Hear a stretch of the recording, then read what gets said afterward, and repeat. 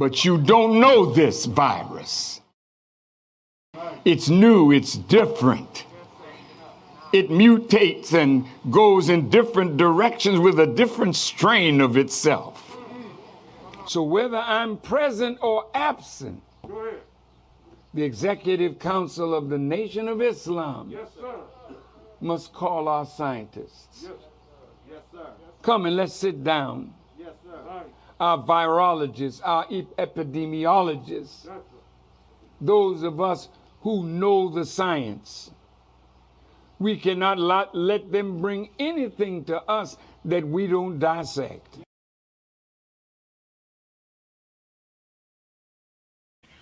Yeah, we're going to dissect tonight. Talk about a pandemic. We got a pandemic. Y'all forgot about the real pandemics. Come on. Come on now. Yeah, we're going to dissect tonight, and we're going to go into everybody's household. So y'all go get your peoples. Go get them. That's right. Well, right. Okay, well, we're gonna start it off, Brother Loud. Let's because the hostess with the mostess is not currently with us right now. So I know that it's gonna be very hard to fill her shoes, Brother Loud, but I'm pretty sure that you can do it for us. we're gonna step up to the plate, but she'll be joining us there, family. So we're gonna give our sister Michelle some love as she comes on. Well, I'm going to have to, Brother Lyle, I'm going to have to come off because now my camera is not working. So I'll be right back, beloved. All right, Brother Tony. Tony will be right back after this commercial message, family. Hey, look, family, tonight, you notice the language we just used? Family, you really need to go get your peoples for this show that we're having on tonight in this topic, in this timely event. So when we say go get your peoples, we really mean tonight. Go get your peoples. And you're going to find out you got more peoples than you realize. That's on this beautiful place. And as Sister Kalila said, no one does it like the hostess or the mostest, Sister Michelle, but we still want to welcome every last one of you to Thursday Night Talks. And I'm your big brother, Brother Lyle Muhammad, and we represent the mighty 7th Region Coalition. There's an army you see and an army you don't see. But why don't we just give some love to the Pope we don't see to help make this possible? That do everything to make the flyer, to make phone calls and contacts and do the research so that we can bring you life-saving information and life-saving practices. And so just to start off, family, I'd like to say Assalamu alaikum to my Muslim brothers and sisters. Praise the Lord to my Christian brothers and sisters. Gawa Black Power to my Black revolutionaries and to all my peace and freedom loving people across the land that are tuned in. Peace and blessings. We welcome you tonight to Thursday Night Talk with the 7th Region Coalition. And just in case some of you are wondering, well, what is this 7th Region Coalition? Come on. Number one, our mission is to help save lives. Think about it. A treacherous, dark time and people trying to get on a ship across the water. How valuable is a lighthouse? That's right. And so we want to be a lighthouse of information, a lighthouse of inspiration, and we want to make sure that you know what to do, what needs to be done when you want to get involved in your affairs of the community. And we have a topic tonight that all of us need to be tuned up and tuned into. Yes, it relates to our children, but it relates to a very special group of our children. And I'll mention that a little bit more later. But what I'm going to do right now is I'm going to go ahead and I'm going to take this baton and I'm going to pass it to my beloved sister, Kalila Muhammad. Oh, there you go. All right. Off and running. I want to start off in the most holy name of Allah, bearing witness that there's no God but Allah. And I bear witness that Muhammad is his true messenger and servant. I would like to greet my brothers and sisters in the greeting words of peace in the Arabic language of Assalamu alaikum. Eid Mubarak. And I just want to let y'all know that this subject is very, I always say every week, this subject is real true and dear to my heart. But no, I'm actually living this reality at my home as well. And as you all see that we have actually put the the title of this show into context, because this is what we really want you all to really look into, open up your heart, open up your soul, open up the spirit of Allah, and allow someone to intercede and be the blessing that you need in order for you to really be one with him. And that's just the joy of giving, the joy of just being able to give. And then when you give, you will always be able to receive. It just has to be, you have to be open and you have to be mindful of the gift that keeps on giving. And we will talk about more about that gift that keeps on giving momentarily. But I'm not going to belay the point because we have a lot of beautiful guests and a beautiful just segue to what we know that's going to also save your life as well as others. So I'm going to pass the baton over to my dear brother Tony. Look at him. He said, bring it on in. Down. There he is. This is so corny, but I'm going along with it. In the name of the one God who bears many names. Some know him as Jah, others know him as Jehovah, others know him as Dios. Some know him as Yahweh. Some know him as Bon Dieu.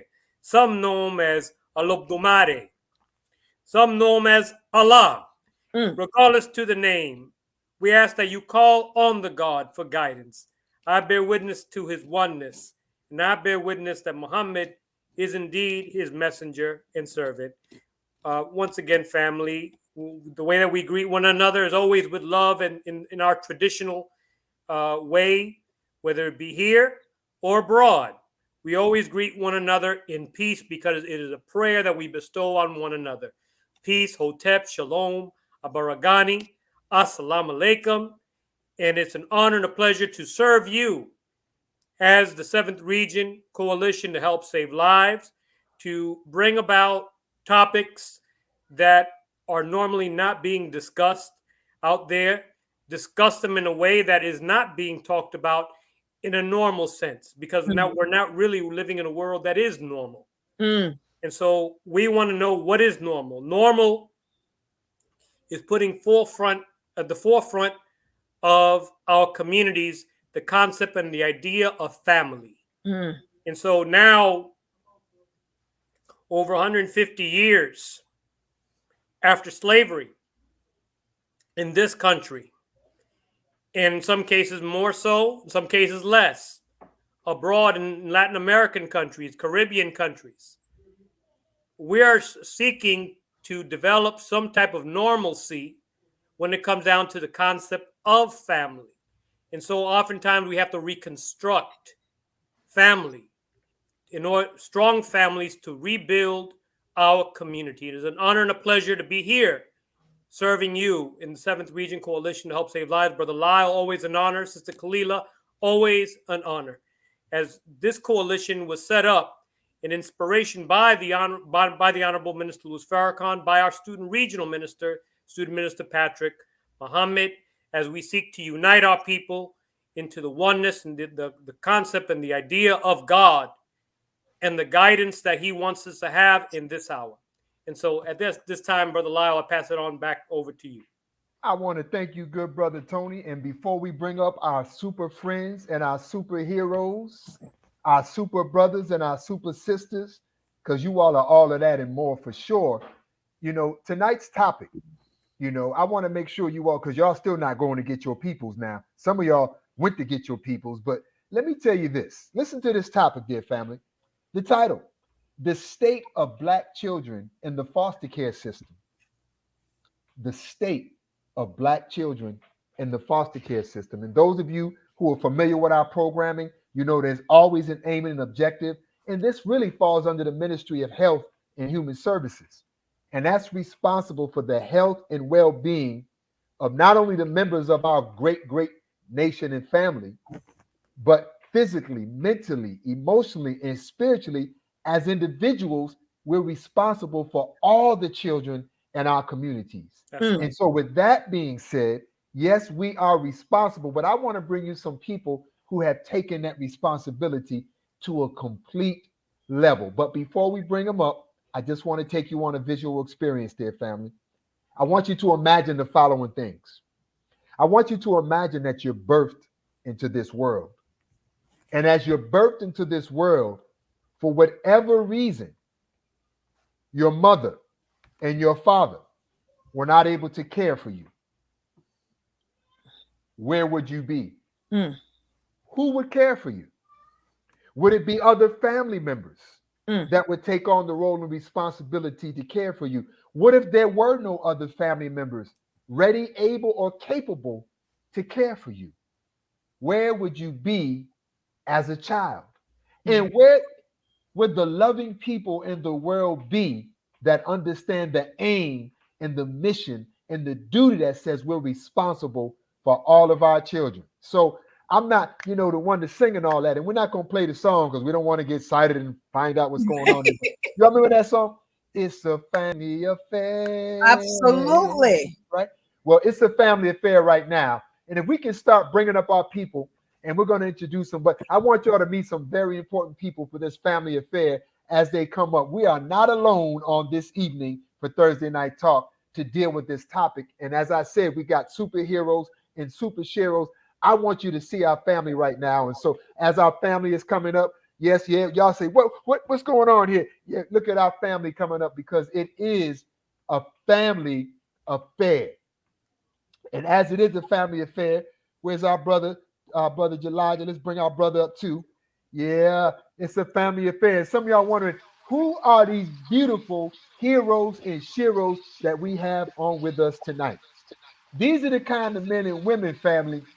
They don't just talk the talk. They actually walk the walk.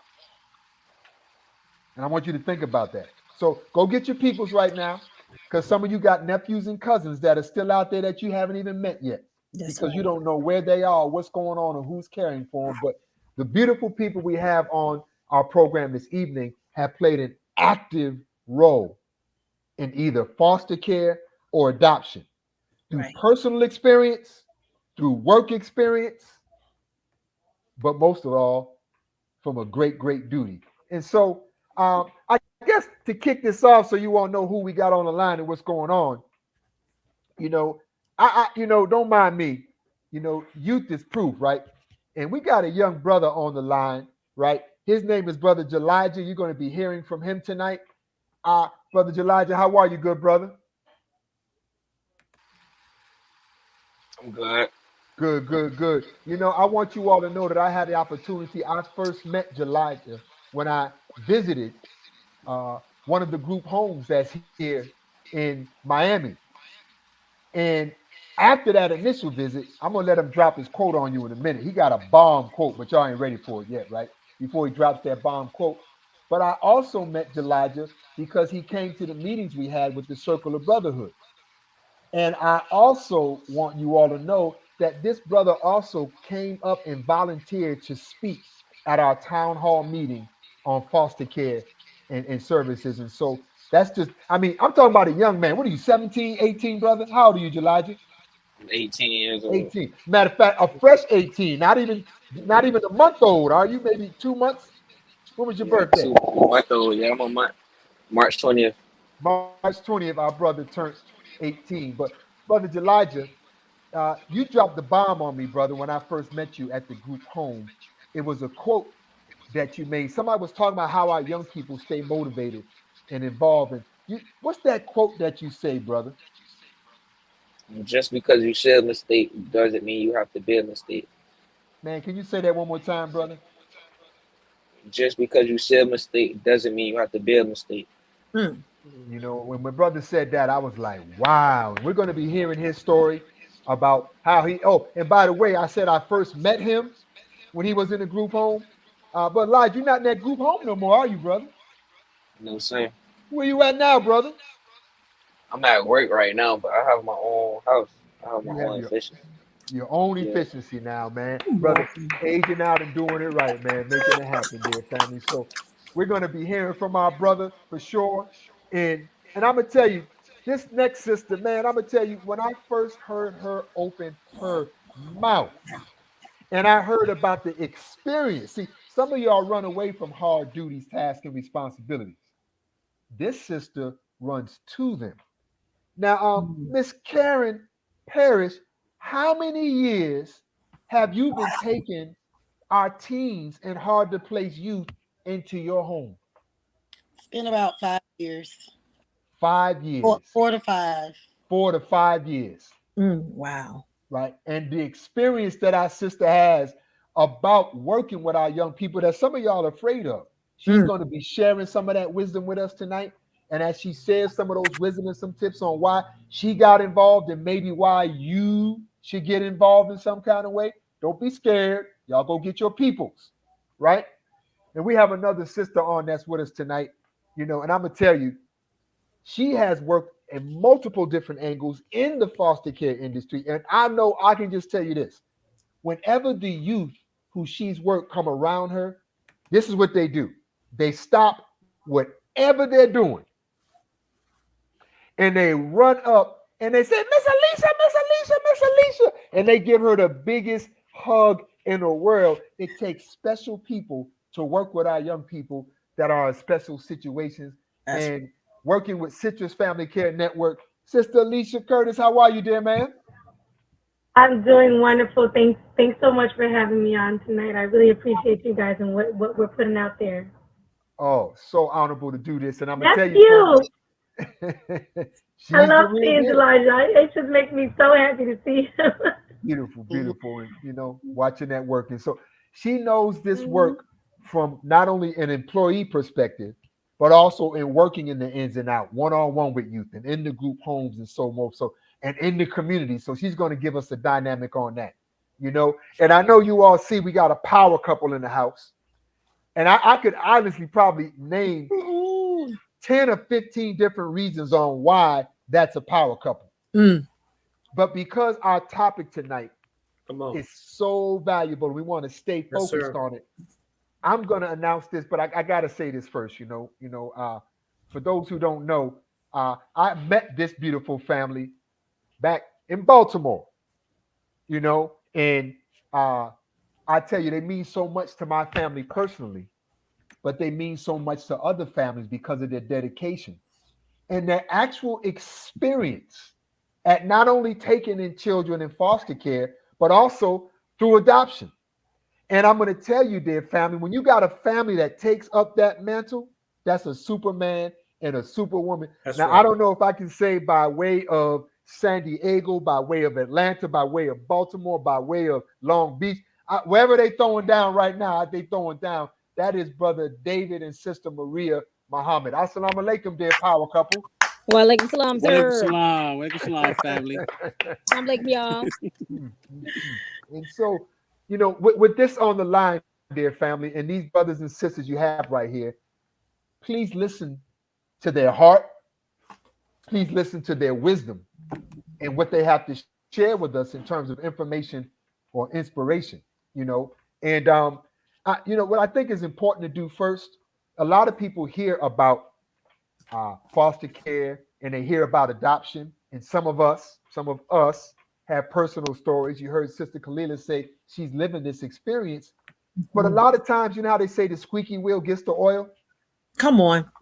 And so I'm going to shut down in a minute. And the last thing that I want to do before opening this up is I just want to read into the record. I want to read into the record some facts. Because, a lot of people don't realize what's really going on until we hear what we will call the actual facts. Now, the facts I'm about to read right now, this is just locally dealing with Miami-Dade County, but I want you to think about the areas that you live in because these statistics, they broaden and they deal with national. And so I just want to read them into the record. Now, these are statistics from January of this year. Right now, we have 1,072 children in out-of-home care ages 0 to 17. 27% are teenagers. 289 between the ages of 13 and 17. 52% of those are Black or identify as African American compared to about 20% of the general population. And as you're reading these numbers, you can probably do some research on your numbers locally in your area as well. 40% will experience homelessness by the age of 19. 25% will be involved with the criminal justice system within 2 years of aging out of foster care. And only 3% will go on to earn a college degree. That's 3 to 10 times less than the national average. So there definitely is a need for the community to lift up our young people and to get involved in this mighty work, because we have too many young people that are falling through the cracks. And if you all don't mind, you know, can we start with our brother Elijah? And brother Elijah, whatever you choose to tell us, brother, about your life and your story and how you got in the system and where you are now, dear brother, we want to give you the floor.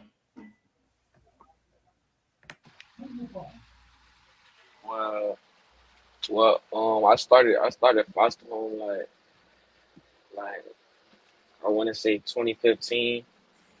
At first, I was bad. I can't even lie. I was bad, running around doing stuff I wasn't supposed to be doing. But it's to a point where I had to let God in my life.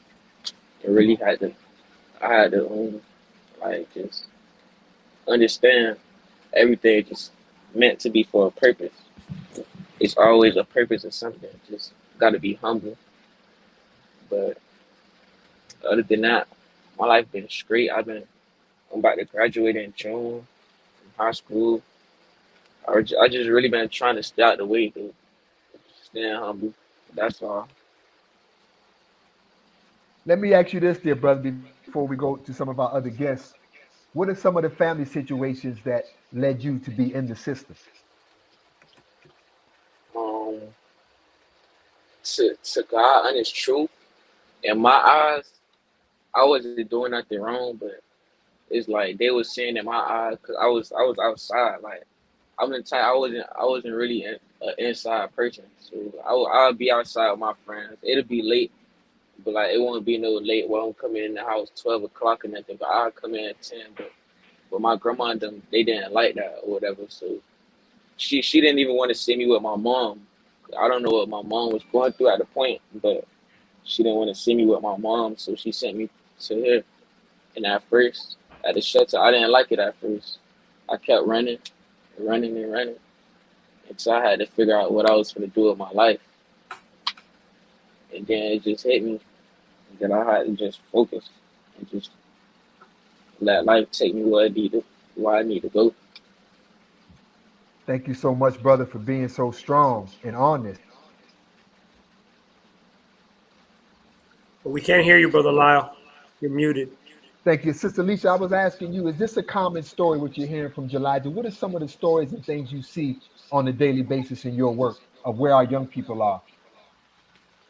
Well, yeah, it's a very common story. We have a lot of, in our areas where we grow up. I grew up in Opalaka, so I know growing up and going to the schools here in Opalaka, we have a lot of grandmas raising the kids, right?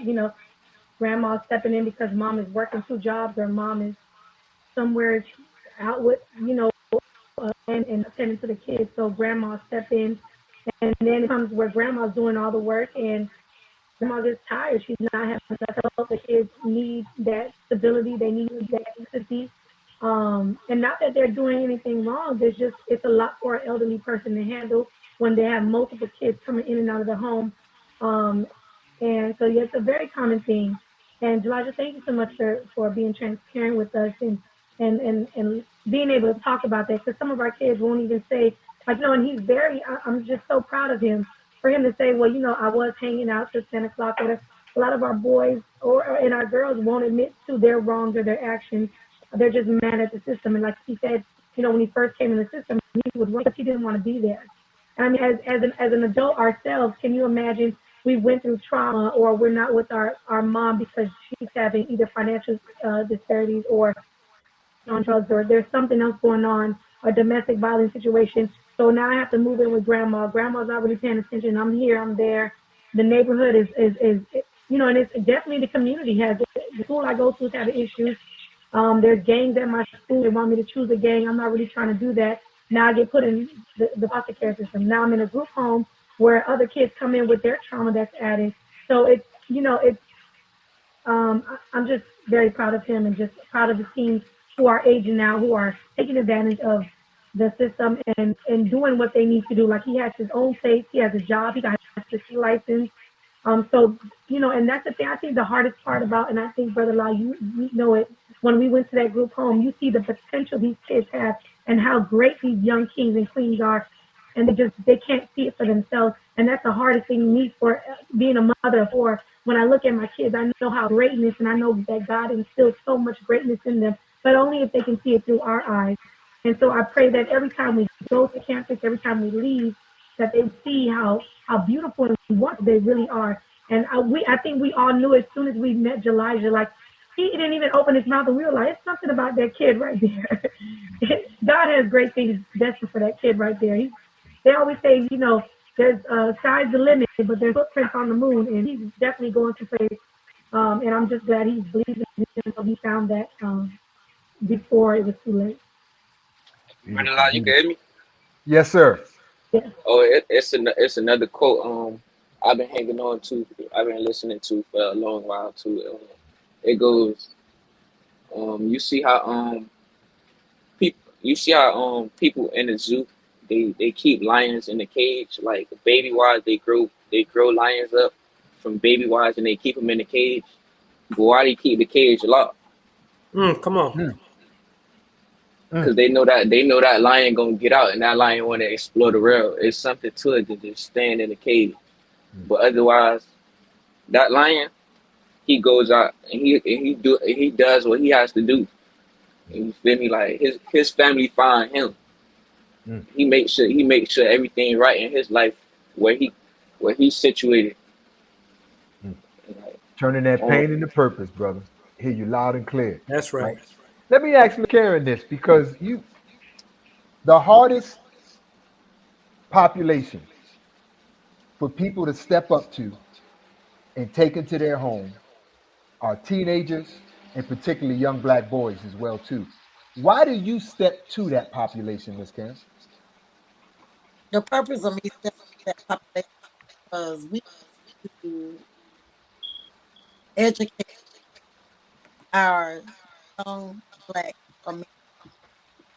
We have to let them know that it's not just a dream, but it can come true. It can be reality. And we have to do work positive on the reality. A lot of our young teenage boys is they're most are without a father in the home, have the mom,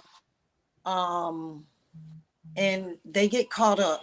And it's so easy to get caught up when they don't really have a person to guide them, to lead them, most of all, nourish them.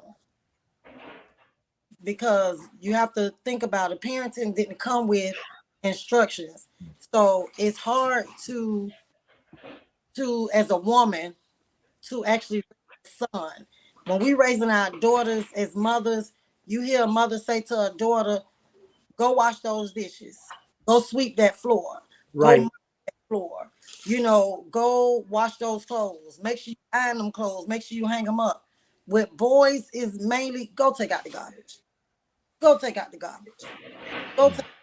Right. So we don't put as much nourishment as we do into women. We don't put that much into our young black men like that. And so to raise young black men, it's not easy, but we have to realize they look for the same type of nourishment. But we only give them that one job, that one piece of something. Is go take out the garbage. Right. Go take out the garbage. How many times we gonna take out the garbage? How much garbage do we have? We have a lot. But we got to taking out that garbage into something better than just take out the garbage. And how many youth have you taken into your home over these last 4 to 5 years? 6. Beautiful. Beautiful. We thank you for your sacrifice. My goodness. My goodness. So, Brother David and Sister Maria, I understand that you all have been involved in both short-term care for individuals, but also going all the way through and saying this one is ours.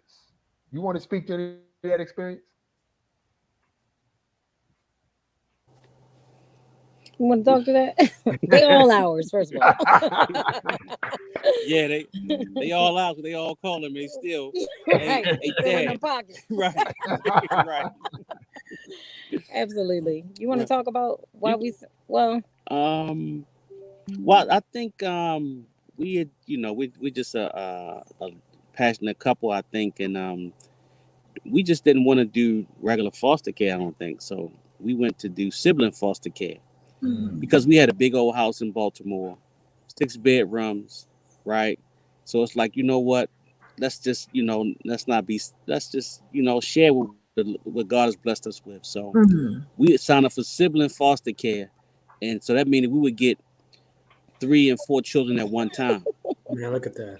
And it was very interesting process. We worked with a group called, what was it called? Neighbor to Family. Neighbor to Family, right? Neighbor to Family. I think they were out of Florida. Yeah, I think they started in Miami. Started in Miami, yep. And they moved to Baltimore, yep. So, yeah, and it was, it's been a great joy, right? And we've had, I don't know, maybe 20, 30 children, within that time period that came through and, yep. Yeah, we originally wanted to do the smaller babies because they fun. But we ended up with teenagers. We wanted small boys and we ended up with teenage girls. Oh, And yes. that is not what we were looking for. We ended up with 3 teenage girls at once, and literally they're ours. Like, that happened probably 12 years ago, and we're still mom, we're still pops. Yeah. We got grandbabies now. And so it's just, we really formed that relationship, and it wasn't easy. Lord knows it was not. I almost took the day drinking a couple of times because it really, Lord help me, Jesus, it wasn't easy. But, you grow as an individual and you grow as a family, and we're still a family with our girls, and they still, are a great part of our life. They literally belong to us. Yeah. So I have a question here, because it's such a stigma on foster children, and because they were in a situation, then the outcome of their situation is going to be bad. So, don't we're not going to adopt them because we don't know where they came from, right? Right? Because that's the mindset of a lot of people who look at foster care or foster children as this menace, or this stigma of a thought that doesn't even exist, only in the mind of this warped society. Miss Alicia, can you touch on that in regards to how, like, I know you profound on it before in regards to the love and the caring and the knowledge and the respect that they have for adults, and why we should look into being open, like Sister Maria and Sister David, to open our homes. That's Brother David there, just so you know. David, I'm sorry, Brother David, Sister Maria, Brother David, and open our homes if we have homes for those individual children. Yeah. So go ahead, Brother Lau. I'm sorry. Oh no, I'm listening. Okay. So, Sister Maria and Brother David, I'm so glad you guys said that we want a baby first. So whenever I'm out in the field, the first thing I get is, oh my God, what about the babies? And I'm like, oh my God, what about our teens and our siblings? And I'm like, listen, God is going to give you think you want babies. I always tell people that. And it's always usually the first time parents, or they've never been a parent. They just want a baby. They want to jump in. I'm like, oh, you're so cute. Let me tell you something. Babies are a lot of work. And if anybody has children here, you guys know you're waking up in 2 to 3 hours, diapers, formulas, daycare, they get sick. There's a Listen, my teenagers, I always say, God is gonna give you what you want and not what you listen, what you need and not what you want. That's Our Come right. on, that's teenagers right. are the bomb. They are amazing. They are. They're, how do they say in the house? Oh, Miss, I'm gonna sauce them when they come. And when they say I'm gonna sauce them, that means like they'll know volunteers are coming, and they're like, so these people they want to foster us, and I'm like, they might want to foster. I want you guys on your best behavior, and they're like, man, I'm a and they're yearning for that. Let me tell you guys who are listening. These kids are yearning for someone to be consistent with them, someone they can come home and say, "I had a long day at school," and someone who can relate to them of why they had a long day at school. And I'm Come talking on. about this, and I'm talking about why they had a long day at work and why they felt that they were mistreated at work. That they can relate to them. So our kids when they come into this system, of course, every child, and you'll see it like it happens all the time. When I remember being at one of our group homes, we had two siblings that came in, two brothers. One was 14 and the other one was 7. And unfortunately, we didn't have room for both of them. And that's one thing we work very hard at is keeping siblings together. Because it's already trauma that's being taken away from their home. Either their home is not in great condition, there's abuse and violence going on, they still want to be their family. They'll still cry out for their mom who caused the trauma because that's all they know. So when they come to us and they're rated, these kids are so like the older siblings, you'll notice right away they're the parents. Oh, miss, I have to say my brother. I remember at the group homes we also had a boy. He was 16, 4 younger siblings. This boy would wake up at 4:30 in the morning to make sure the staff, if they needed any help, he can help them before he went to school at 6:30 in the morning. And he would get them up, he would get their clothes ironed, he would make sure they had snacks, make sure they brushed their teeth. And we would tell him, baby, it's okay. We're here to help you now. He's like, yes, I understand, but they're my baby brothers and sisters, and I gotta look out for them. And we would do it together with him. He would show us the ropes. So these kids, they have so much love in them and so much they're just yearning for someone to say, hey, you know what? I got you. Come on. Pack your bags. Come on, I got you. That's literally what they're waiting for. They want to be in their home every day. They don't want to, and just imagine a kid, you tell your story why you came in the care. The case workers, your pediatrician, your school counselor, the foster staff, you done just story for so many times. After a while, you just start to begin to make up your own story because you figure, who's going to listen to me? Who's going to know the truth?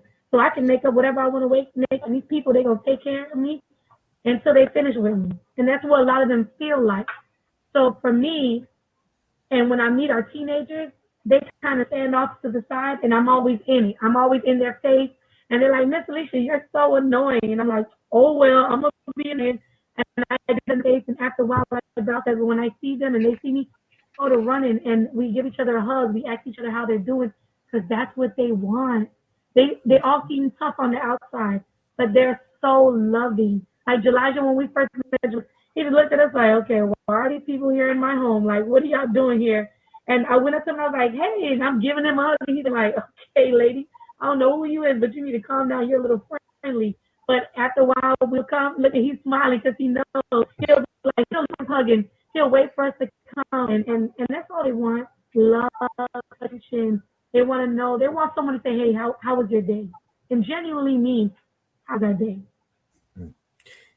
Brother Lyle. Yes, sir. I have a question because I worked in the foster care for some time as a tutor, and I would go home to home teaching children, and I had to be different things to different children going home to homes. To some, I was a teacher. To others, they needed something more than that. They needed a therapist, and I like to ask all of you because oftentimes these children in foster care have dealt with so much instability in life. How important and what is your experience about the importance of really intervening educationally in the lives of children that are in foster care? I'm asking that question across the board. You know, And if you could Karen, give some on that question, yeah, that you asked, if Miss Karen Yes. You got a routine that kind of speaks to what Brother Tony just said, that you actually go through when you take the young people in the house, how you orient them, and how you get involved in those things. Yes, because we have to remember our kids come in and they don't have trust. Mm. You Come have to on. remember they have no trust. Because if the only person or people they knew deceived them, you got to be able to build some type of trust. Got to be able to build some type of, where they can come to you and they can talk to you, because you have to remember, like sometimes they say, oh, some kids have issues and some don't. No, all of them have issues. That's Mm. right. Remember, they've been taken from a place that they know to put in not just one place that they don't know, but they've been to several places that they don't know. Wow. Right. I can't even imagine going to, it's different if they meet a friend and they start a friendship and they start hanging out and it's, oh, mom, can I spend the night at Sarah's house? Or, mom, can I go spend the night over Johnny's house? Or can me and Johnny go out this weekend? Remember, they met them as a friend. That was something that they did on their own. They opened up to that. But for someone to call me up and ask, okay, are you taking in a child or some siblings? Because I do siblings as well. I didn't want to do individual children, because knowing that they were coming from a place where they were broken, I just felt that them being together, that it was something that they can, have each other with. Because you got to remember, they coming from somewhere and they don't know where they going. Mm. I mean, that's why I chose to do siblings. So that's how I ended up with two sets of siblings. And my thing is, we're all family. It didn't matter to me what nationality they was, what color they was, where they came from. We're all family. We eat the same, we breathe the same, we sleep the same. We all have issues. Yours is just different from mine. Mine are different from yours. And I've always told my children, you may think I'm helping you, but in the reality, you're helping me. Because Mm. I need Come a on. little therapy too. And y'all helping me. So don't think I'm just here helping you. I'm waking up seeing y'all, you putting a smile on my face. Waking Right. up Right. seeing you on Christmas and you opening your gifts and you so through back and you saying, oh, thank you. It's making me happy Mm. because you happy.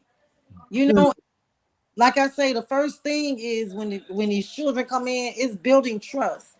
They come in, they have so many trust issues. They don't know when they're gonna eat again. They don't know what you gonna do to them. You a stranger.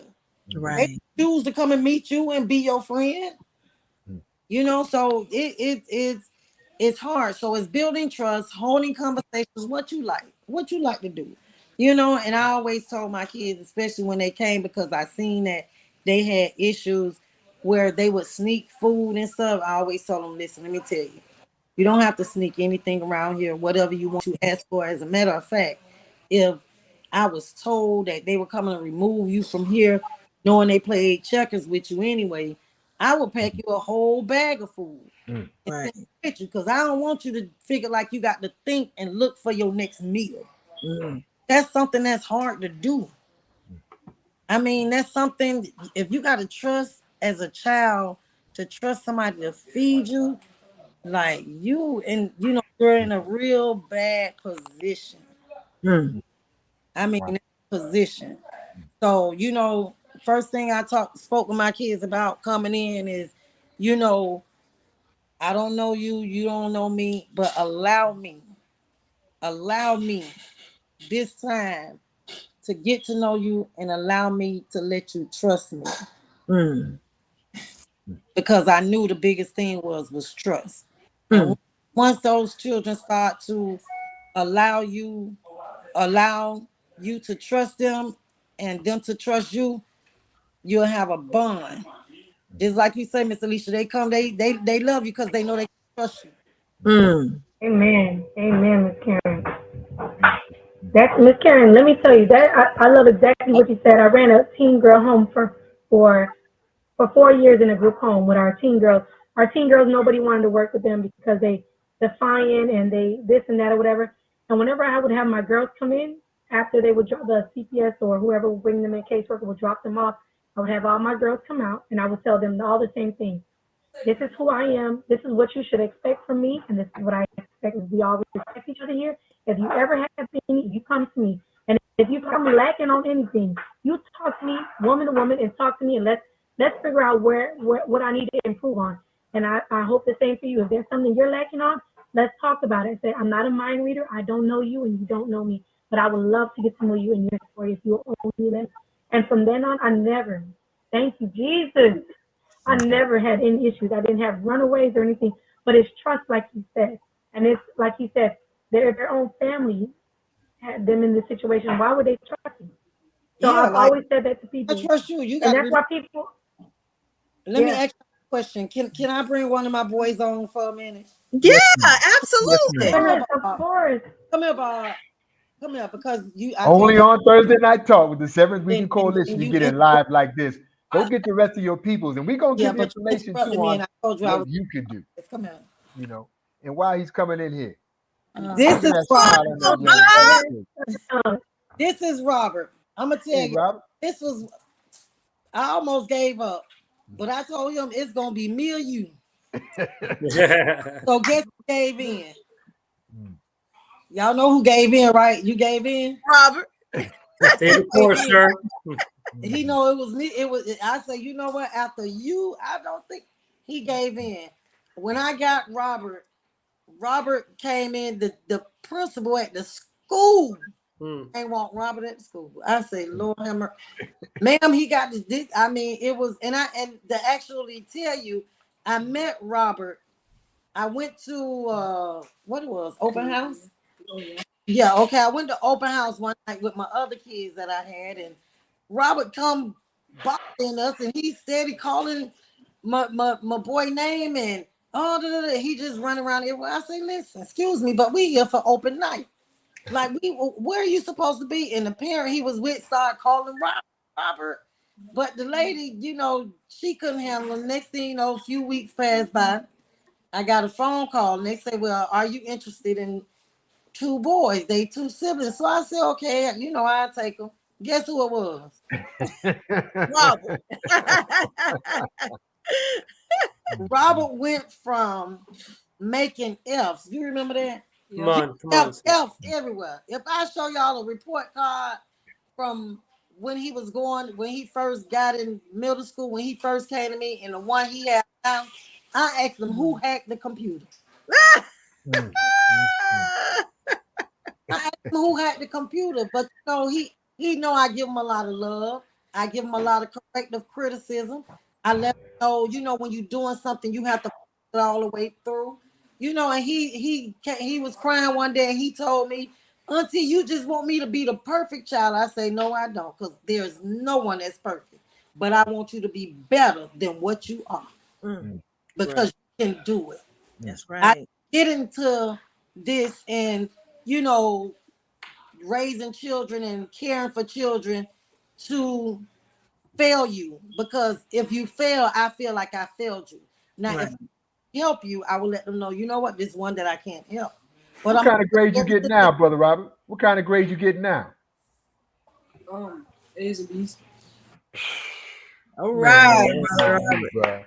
That's right. I'm not one A and B one. I said, well, no, I got to call these people because somebody done did something to the computer. What do you think was the difference, Robert? What made it difference, brother?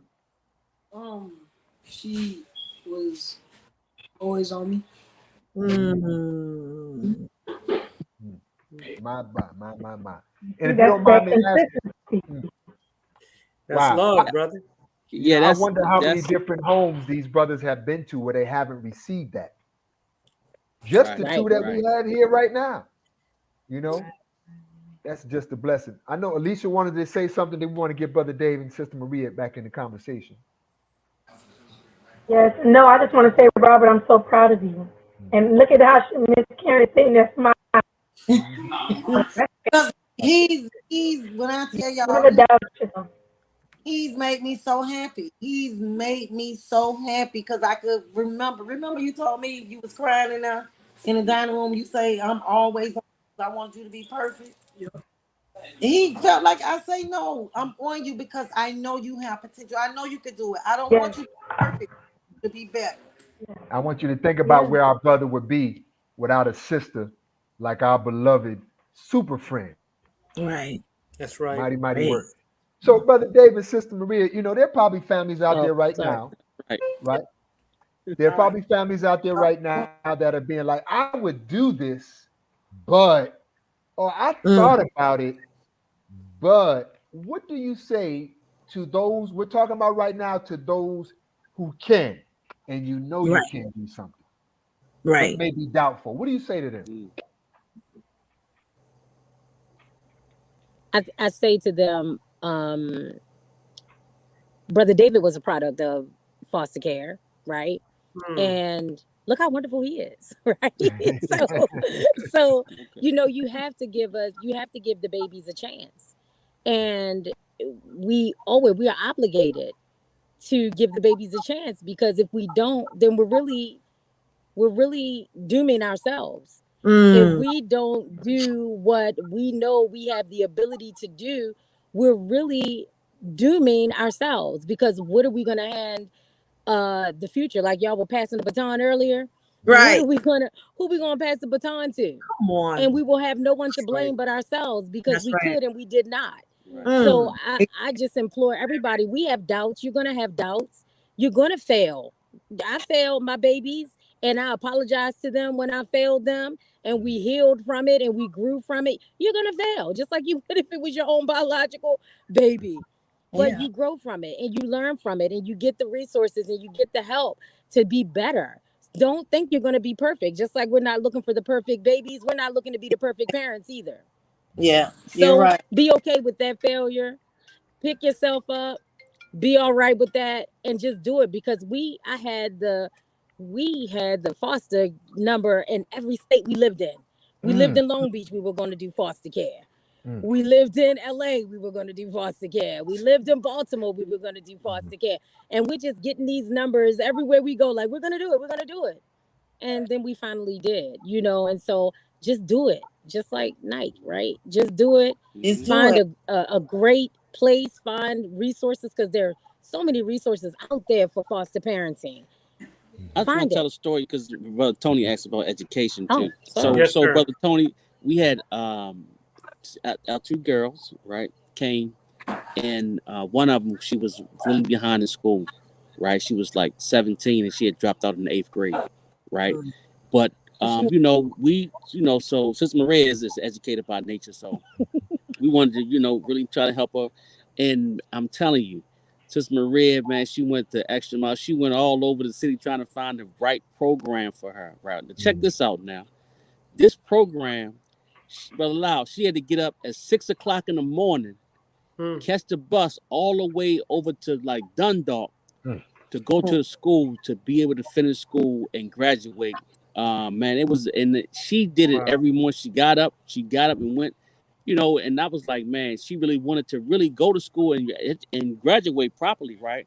But as we have to go the extra mile for them and show them, no, you can do it, right? And then we had, And she did it in 2 years. yep, she Mm. did it in And two she Wow. did years, it in right, two right, years. We yep, found a Beautiful. program where she yep. was able to get out of there.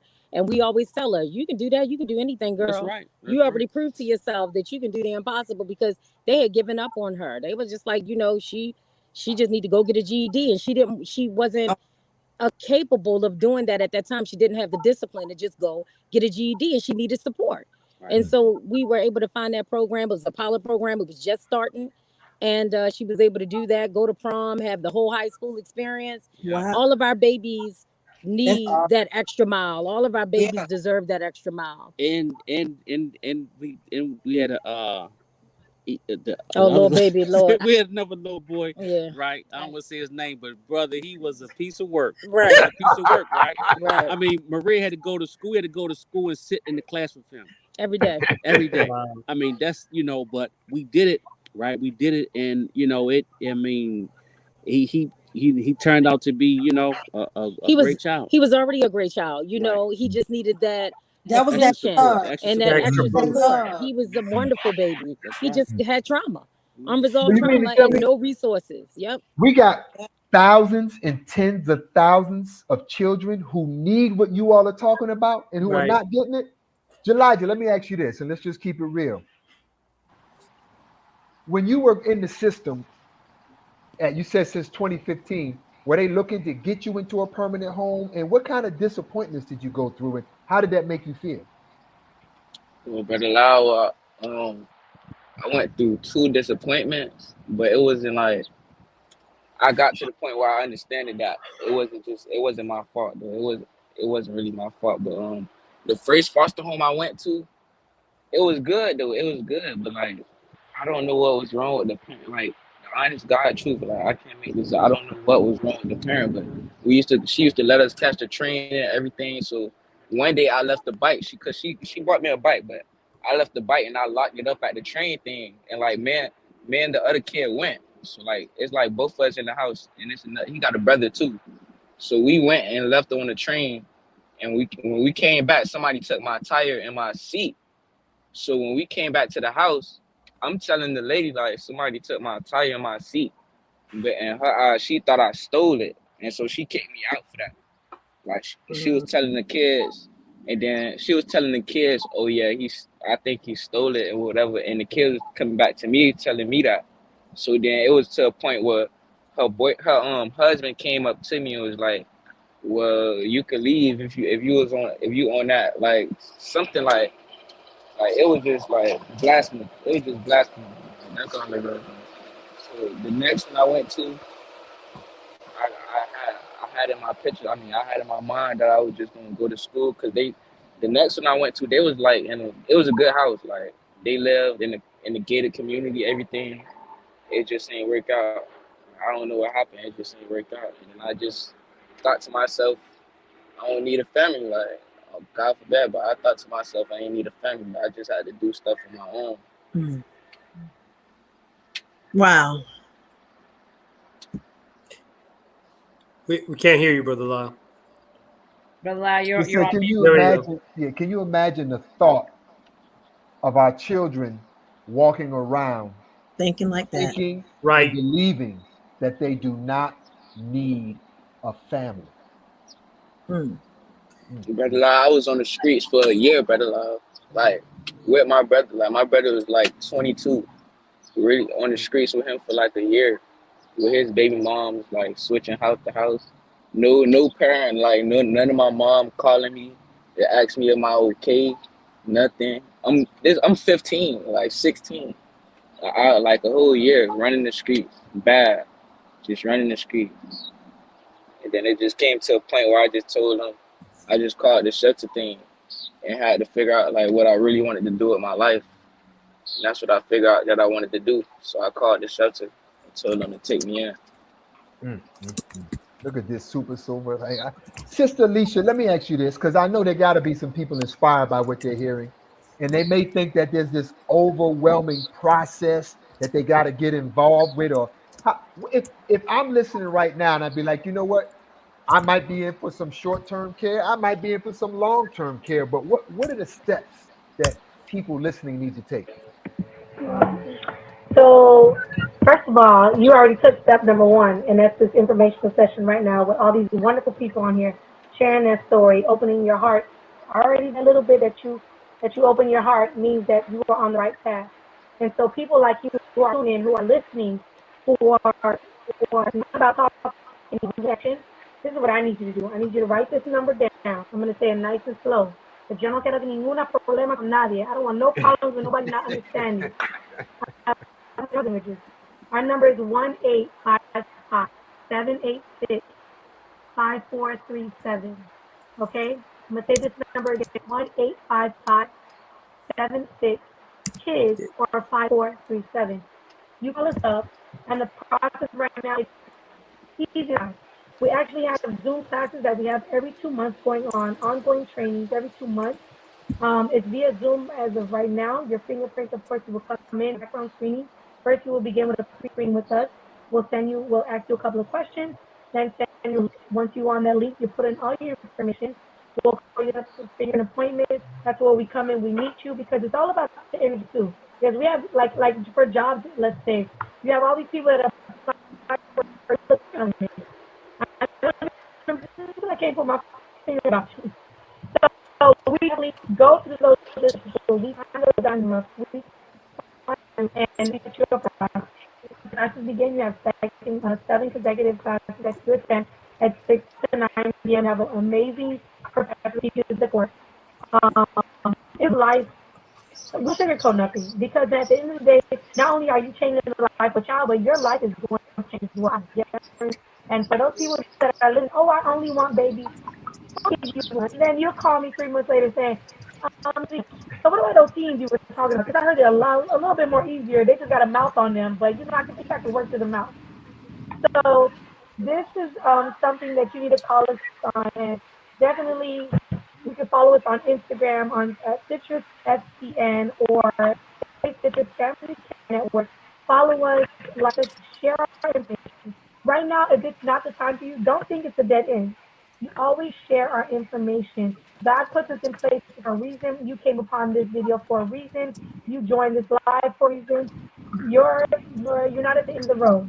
You can share information. If you are a part of any organization or church or membership or anything that connect with people or network, call me up. You can even ask for me, Alicia Curtis. I can give you my personal number.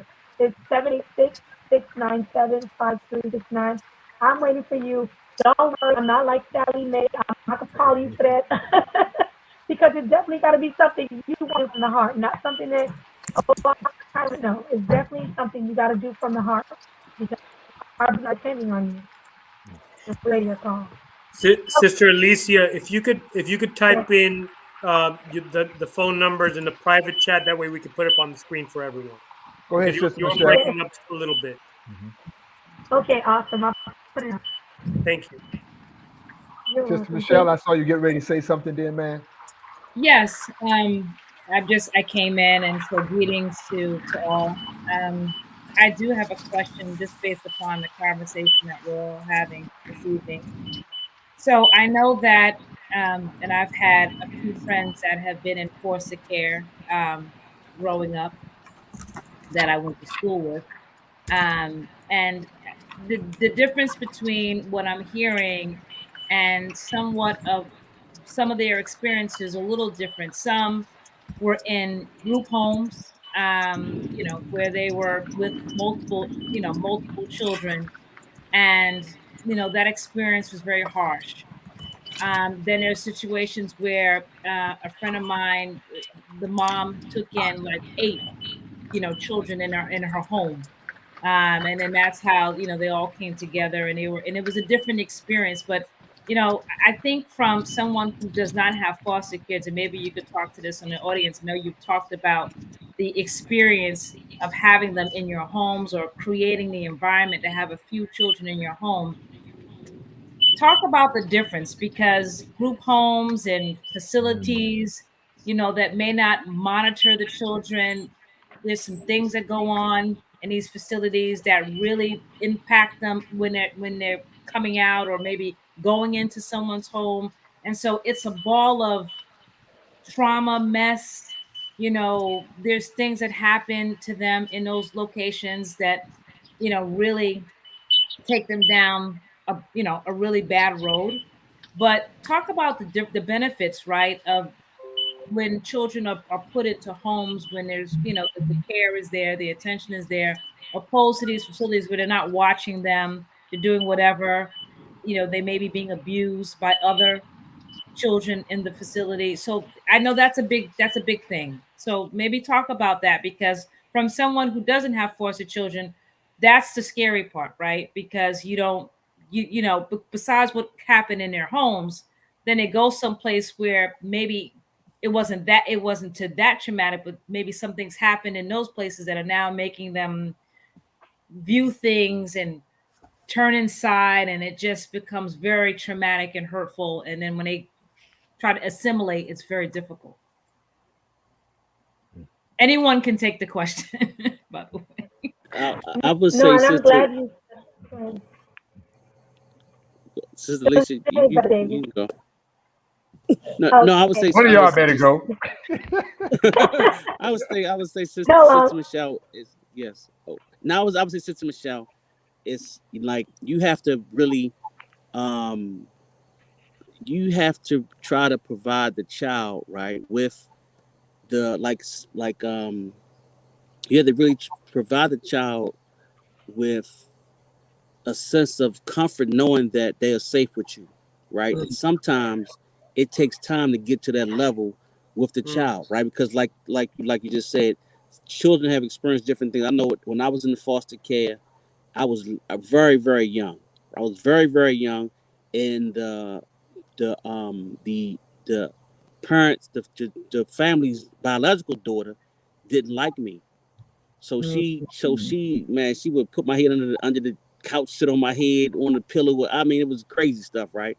And one time she did something really crazy. I had to go to the hospital. My mother, my mother, she was locked up at the time. She had to come to the hospital and see me and everything. But the when you're dealing with children that have already been through the system already, right? They have already experienced loss, right? Even if they lost their parents or they lost, their connection to their family.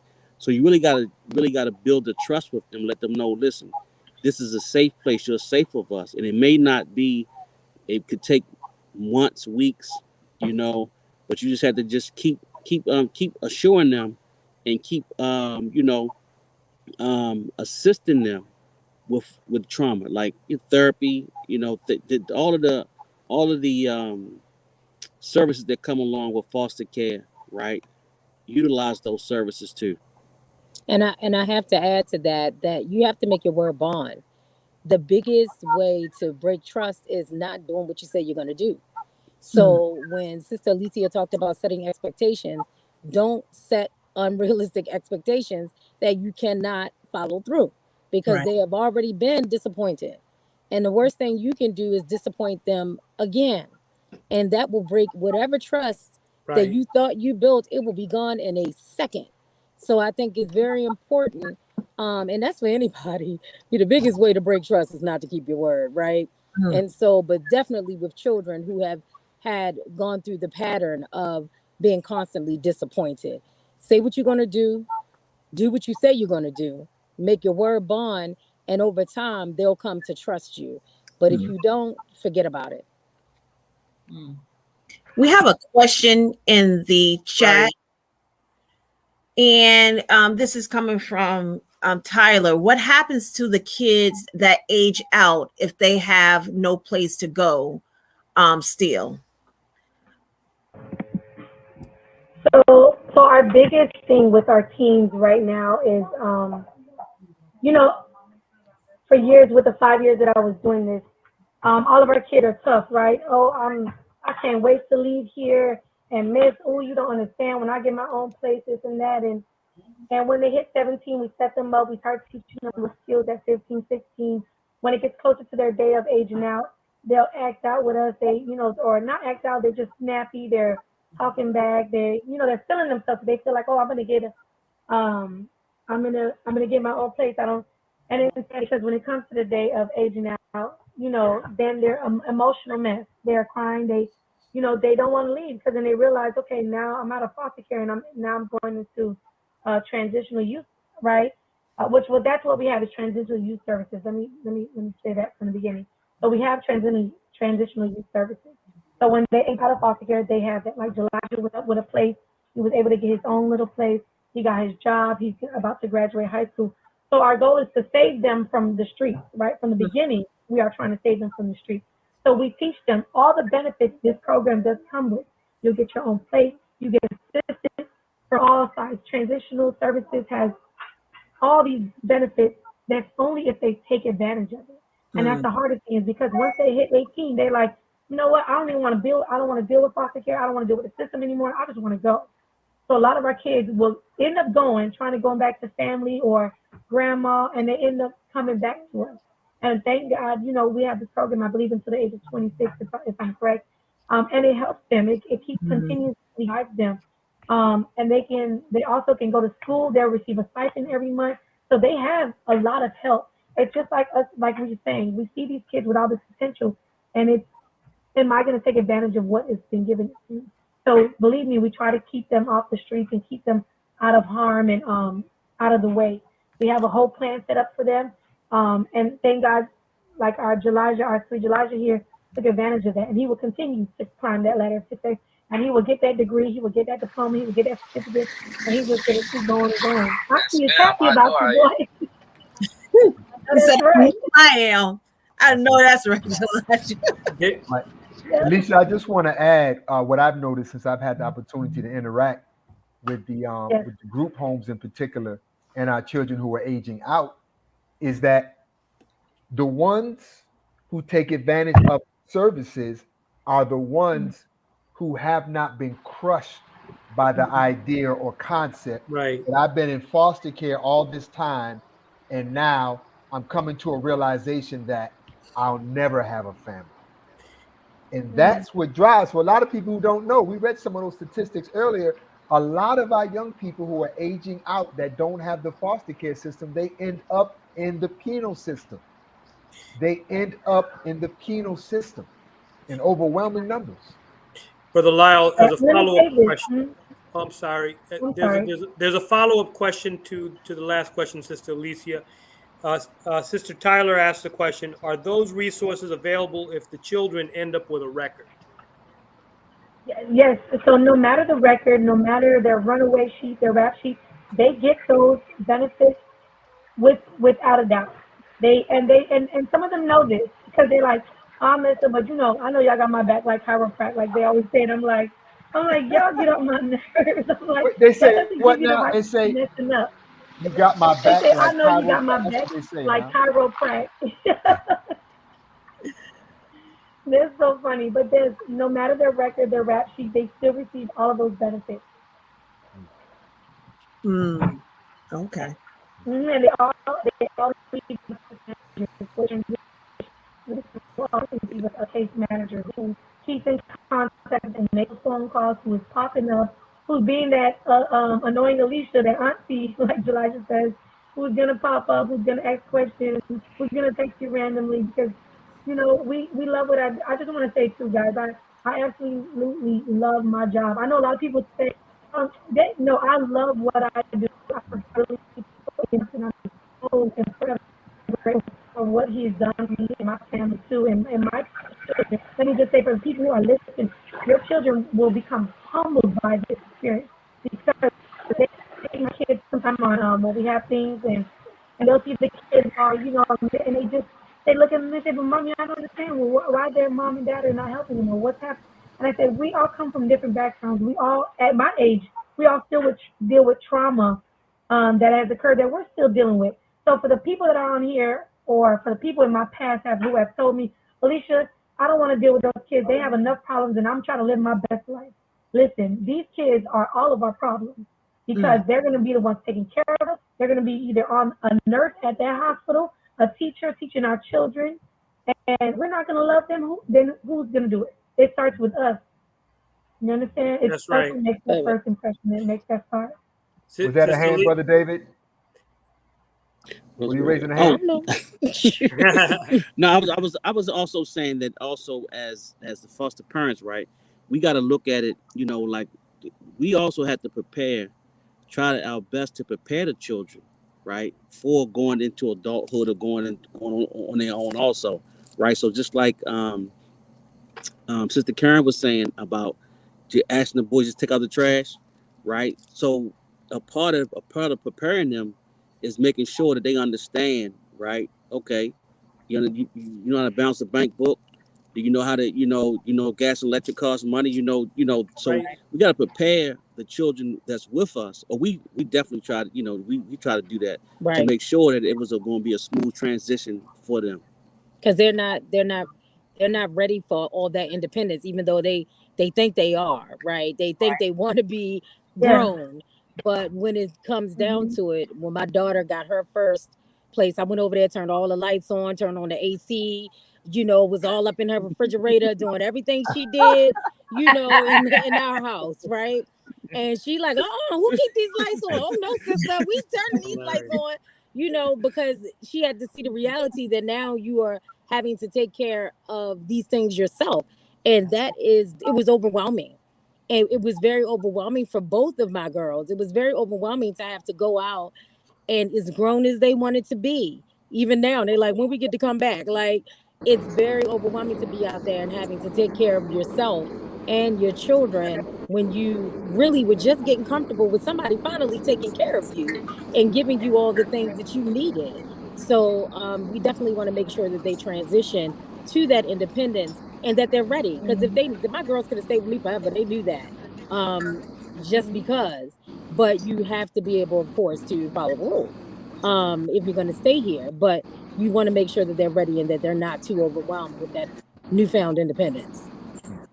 What I'd like to do, if I could, I'd like to I want to share something, and then I would like for each of our guests to take your commercial shot. And what I mean by your commercial shot, you may be the last and only person to talk to our brothers and sisters out there about why they need to get involved in foster care or adoption, whether it's long term, short term, what have you.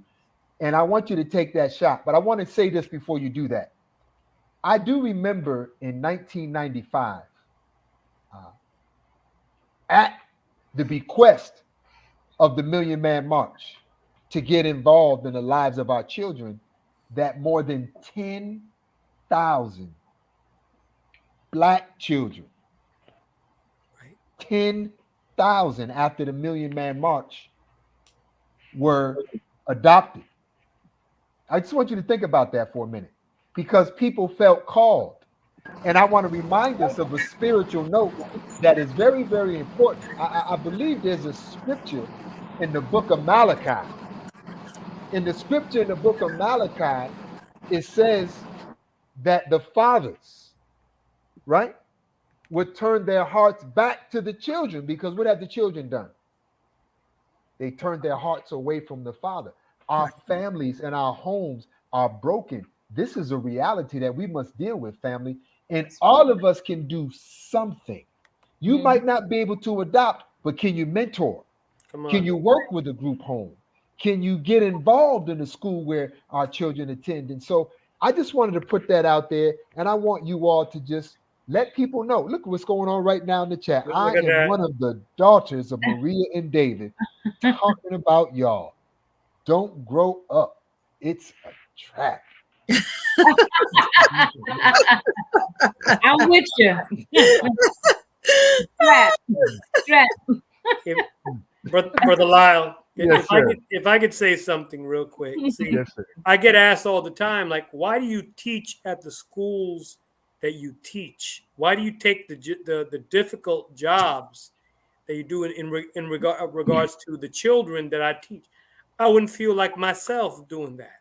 I mean, if I went to some school and there wasn't a challenge, I'm up for the challenge. And see, that may not be for everybody. But these are the warriors right here that take on the mantle of responsibility to transform lives.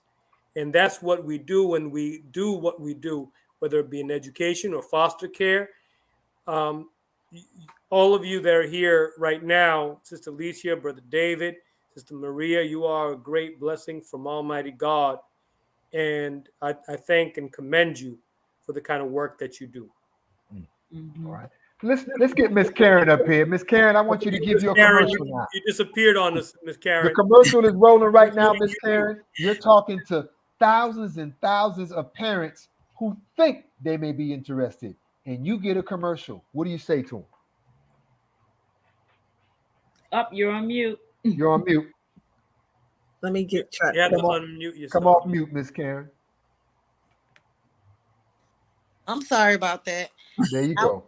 Say, open your heart along with your home, but not the palm of your hand. Oh, wait, something happened to my headphone. He does that a lot, I missed what you just said. What you just say? To open up your heart and the door to your home, but not the palm of your hand. This is a 60-second commercial. Keep talking to them while you got their ear. And if you open your heart and your door, you'll come out with like better youth, better people. You can't open up your hand because if you looking to for it to come through your hand, there's not a dollar that you can give a child to make them better.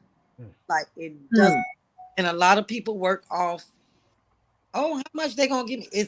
You can't. It's not gonna work. Right. It's not gonna work. You got to, and you have. Mm.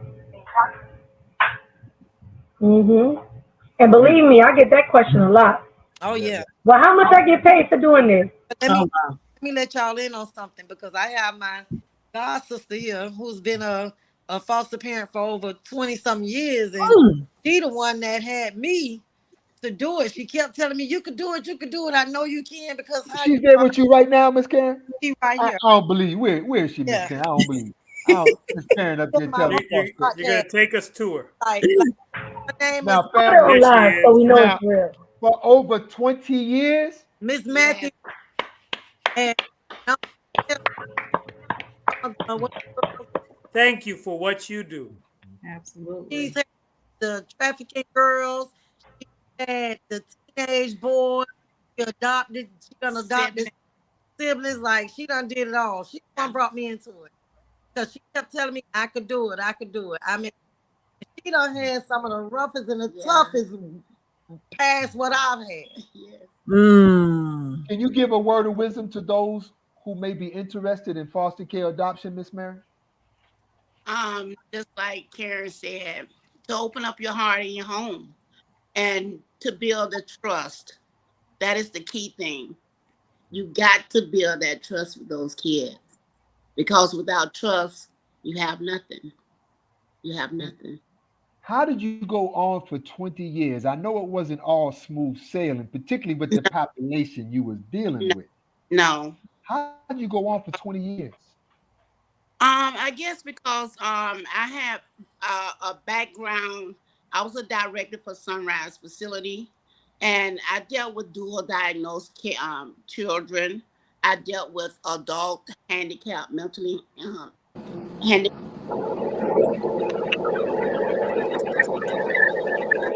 diagnosed clients. I've dealt with it, and I just know how to deal with kids, how to deal with people, because I put myself in their shoes. You know, you have to put yourself in their shoes because we they came from, but we know where they're with us. Wow, that's so beautiful. Wow. Brother David, Sister Maria, what's your commercial? My brother-in-law, I'm like this. The children make up 20% of the population with 100% of the future. Whoa. So if we want a better future, we got to take care of our Wait, brother children. Dave. Not the other one. What did you just say, brother? I say my You know motto what we is say, Brother Lyle, in poetry children events? make up. That's right. Children make up I was gonna 20% say, of the population with rewind. 100% of the future. So I mean, but if we don't, Come on. and to care for our own future, we got to care for our children. That's So true. get involved. Please Come get on. involved. Yes. Love that. Yes. Sister Alicia, what's your commercial?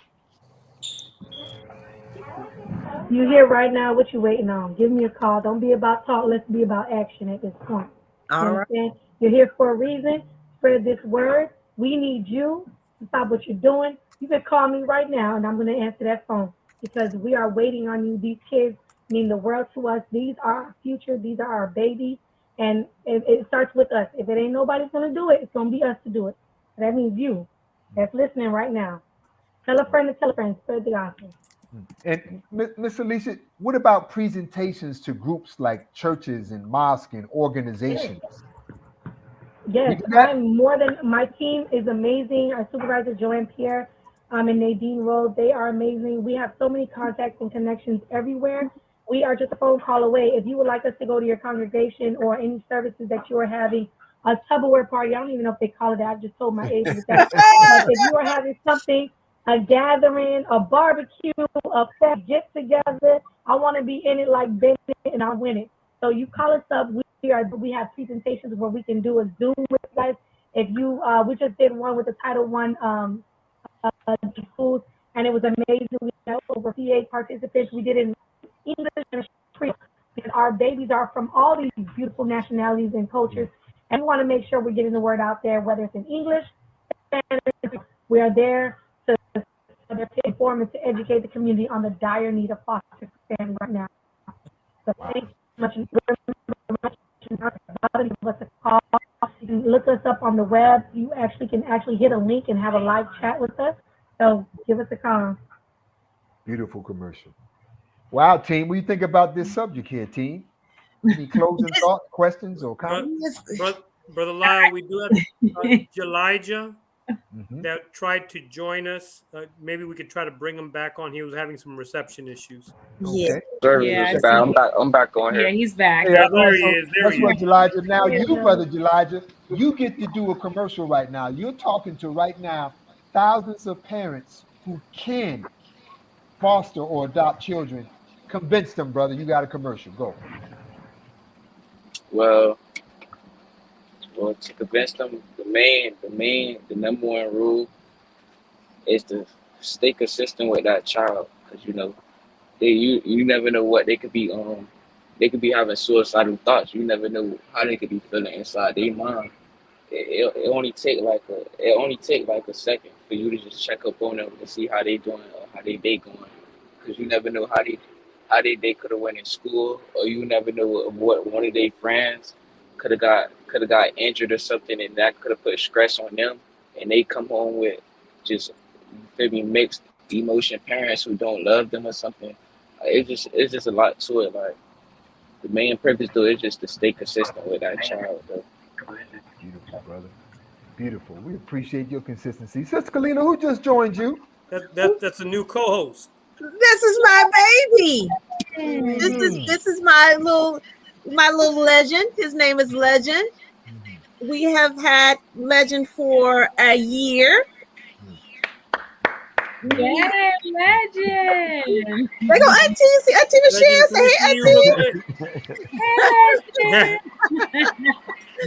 You're not shy. We know you're not shy. You ain't Legend. shy. High five. Look, high five. High five.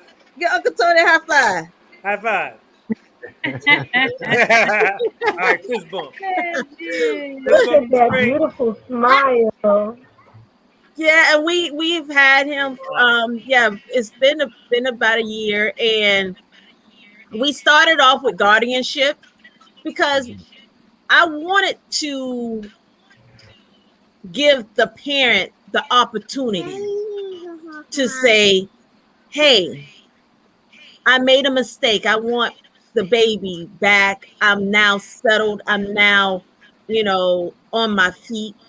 So where they can watch that first, bump, that first bruise, that first walk, that first, crush, all of those things. So I was like, I'm always team mom. I'm always team parent, because I don't want it to be where paperwork separates the child from the parent. So the first thing I started off with is just an actual commitment. Hey, you not on your feet right now? It's okay. Let's do a 5-year contract. All right? You got 5 years to get this beautiful boy back in a home that is secure, that he can be well fed, well taught, well cultivated. And if that don't work, we're gonna try another 5 years. But we're gonna do this together. Because you came in, you brought this child in the world. I didn't, but I'm here to help you.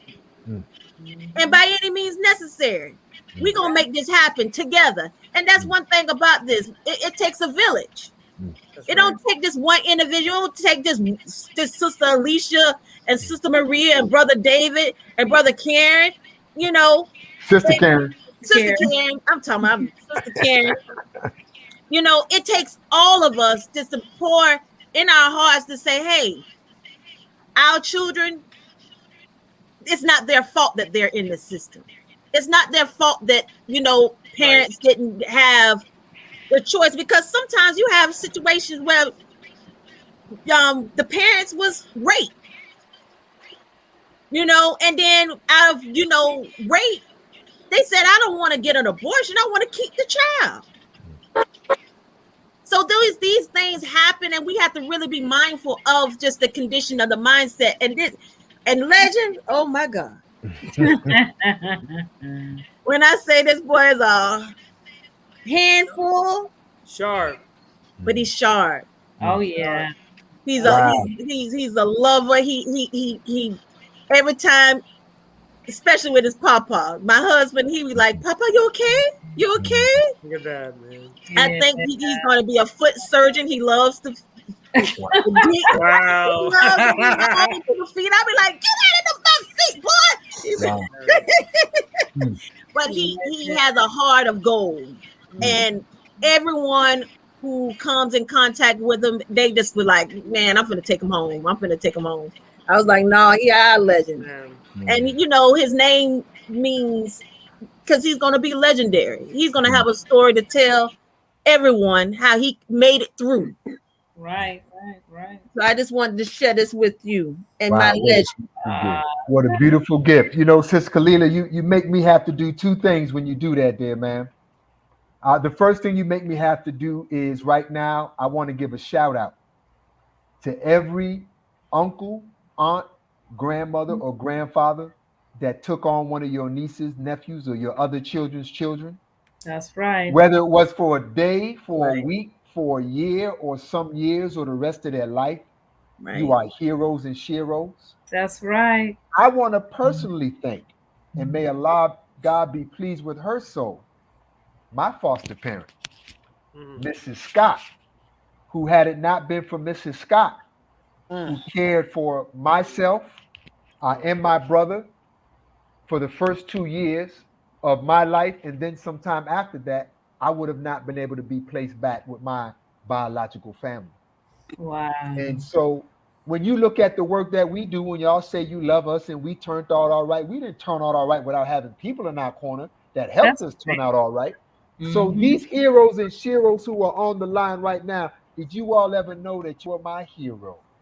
There's so many boys and girls that need more of us to step up. And lastly, for me, family, I remember when Hurricane Katrina struck New Orleans. And I remember working out of Washington, D.C. at the time. And I remember the busloads of families that were being relocated. And I remember the carloads of families that were there to take in families as they came. We respond to a crisis.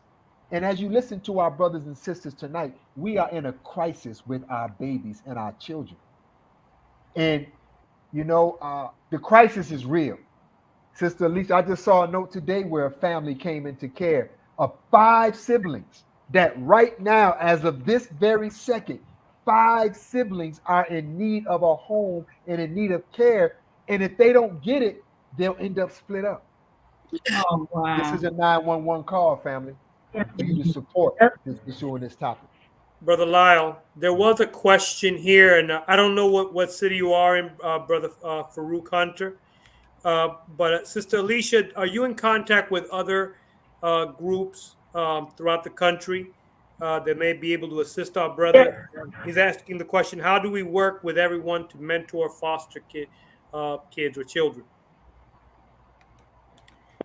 You can get a call tomorrow morning if you like, and I can get you connected with where you're at in your county, in your city, and find you the resources you need so you can get connected. We need people like you.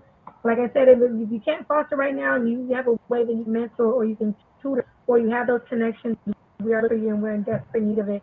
And yes, Brother Lau, that 5 sibling group came in and broke smart, and I know Nadine and Joanne have been making calls. We calling everywhere trying to get them placed. We don't want to separate them. And I can say with Citrus Family Care Network, I absolutely family, literally, we are a big family there. And we do go beyond our means, and whether it's buying food with our own monies, and we know that the company always has money to give us. Kids need things at that moment, right? For them, we want to provide for them, and we are desperately looking for available beds right now for them. So please keep us in your prayers that we find that immediately for them. All right. And I know we got to get ready to land this plane. I know Brother David and Sister Maria about to get eaten alive by the mosquitoes out there where they are. And so we want to get, can we give our guests a chance to have one final word, family? Is that all right? Yeah, sure. Good. Let's start with Brother David and Sister Maria so they don't get eaten alive. I really have to commend you all, Brother Lau, the Seventh Regional Coalition, because this actually is a very important issue in our community, right? And like Brother Lau, in October the 16th, 1995, when it came out the minister's mouth, I was already thinking. That's why Maria said everywhere we went, we were trying to get all the information we could on it, but we didn't pull the trigger until we were in a better position where we actually had the space and everything. So this is such an important issue and topic in our community. So we want to like to keep we like to keep in contact with everyone online, right? And see how we can do this again, again and again, because again, this is a very important topic. Yep, what he said. Say it your way, Sister Maria. Say it your way. Oh yeah. So it's been real. Thank you all for the invite. One of my daughters, she's 30 now. And so she was just on here bigging us up, right? So it's been a long road and it's not done. You never finish parenting. She ain't getting rid of us and we ain't getting rid of her, and it's just gonna go on and on and on. And I love the fact of how I've grown. Like, you get more out of it, honestly, being a foster parent than these babies could ever get. They have grown me in ways that I did not want to grow, number one, and that I did not know that I could grow. And so if you need to do it for yourself, do it for yourself. But do it is the point. Do it. Beautiful. All right. And I see Karen trying to come back in. We'll get her closing remarks in just a minute. Meanwhile, I guess we'll get yours, Alicia.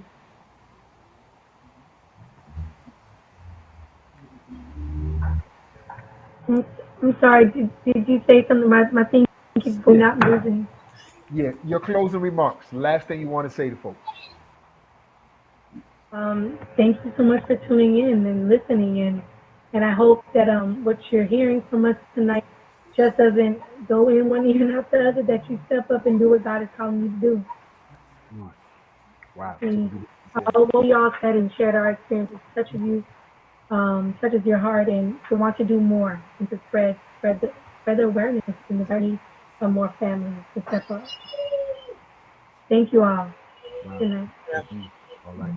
And we may have lost some of our other folks, so I'm gonna turn it back into the hands of the hostess of the mostest. I don't know how she wants to take us out, but let's give all of our guests. And I saw somebody put in the chat, Mother's Day, Foster Parents Day, whatever. Man, we love you all. We love you all for your sacrifice and your example.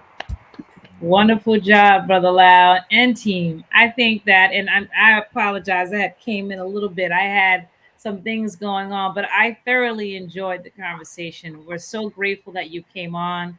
You shared a lot, and I commend you all, and we commend you all. I just will say this in very short. I have one of my BFFs from college who just decided to do some fostering. She's in Arizona, and she took on that task, and it's not easy, but one of the things that I can say from this show is that when I first went into college, I experienced big brother big sister, and took on a child in college, and just in that short amount of time, it did touch me, before I had children. So you are absolutely right, it changes a lot. So with that being said, the audience, please support. So I mean, you're absolutely right. And I always said, if I ever got to a point where I couldn't have children anymore, that I would consider either adoption or fostering. So So it is something that, in maybe in the future, that it's something that I may consider. Once my situation changes a bit. But listen, I raised 3 boys, and they were not easy. But you, just like any child, whether they're foster or your own children, they're work. And I tell anybody, if you're gonna have a child, just know you just work. Ain't no just putting pretty bows in or making them look real cute. It's a lot of work. Right. So whether they're coming from another home or in your own home, you have to be consistent and you have to be dedicated and you have to be all in. So with that being said, audience, please, if you got it in your hearts, please. Sister Alicia has given her information. Give her a call up. Thank you, Brother David, and Sister Maria, for coming on and sharing the stories. And again, we thank you. And audience, please like and share. This is a wonderful, wonderful program. Let And us share this program. That's right. Everybody you know. That's the least you can do. Share. And Brother Lau, you know what I always tell them? Just stroll down the page because you'll find something. Just take a little stroll down Facebook page and you'll find or YouTube, either one, right? Facebook, YouTube. We are on IG, but either one, right? So, but again, I don't want to belay Brother Lau, but I just want to thank everyone. I am your Sister Michelle, still your moderator for this evening. And as my shirt says, peace. And just thank you all. So, Brother Lau, I will hand the baton over back to you. You will take us out, or do your rounds, and then we'll take us out, and then that'll be it. Again, thank you, everyone. Love you all. Is Legend raising his hand? He wanted to say something to make a point? So, Legend, just saying. Right. Oh, Legend. I see someone put in our chat. Is there a way to donate? Yes, very. Yes. Sister Alicia, you want to speak to Yeah, that? so you can definitely, and thank you so much, Tyler Wright, for that. You can go on our website. We have different ways of donating. We are always in need of everything. So imagine if you have children or work with children, children always need something: a backpack, a uniform, school clothes, regular clothes, t-shirts, bottoms, tops, socks, underwear, personal hygiene products.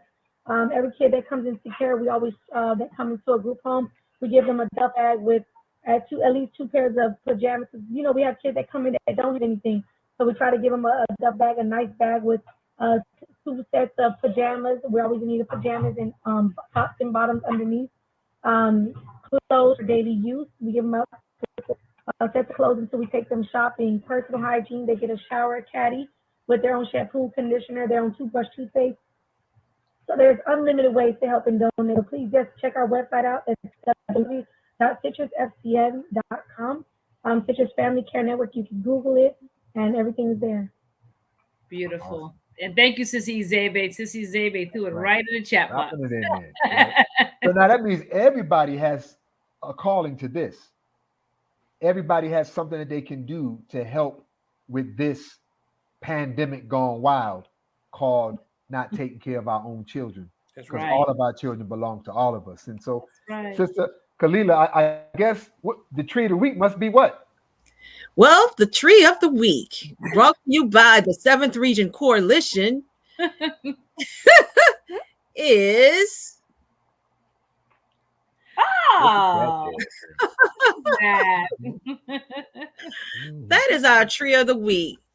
And the reason it's so many foster symbols in regards to foster care, but the tree of the week to me, when I picked this particular logo out, is because it takes heart and dedication, like Sister Izebe mentioned, love, support, respect, trust building,